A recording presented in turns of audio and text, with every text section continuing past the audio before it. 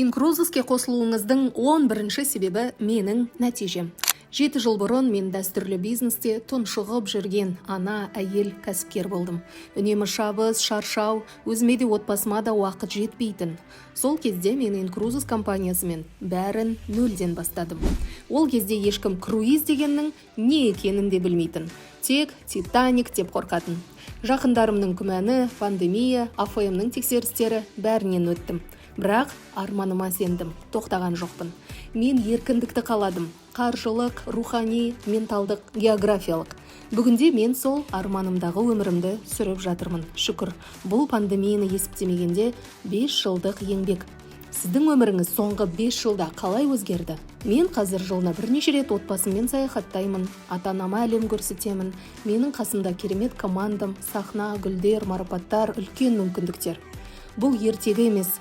Компаниямыздың бар болғаны ортаңғы ранга. Алда әлі де биік асулар тұр. Менің қолымнан келсе, сіз де жасай аласыз деген сөз. Мен әрдайым қолдаймын. Саған тек алғашқы қадам жасау қажет. Профильдегі сілтемені басыңыз.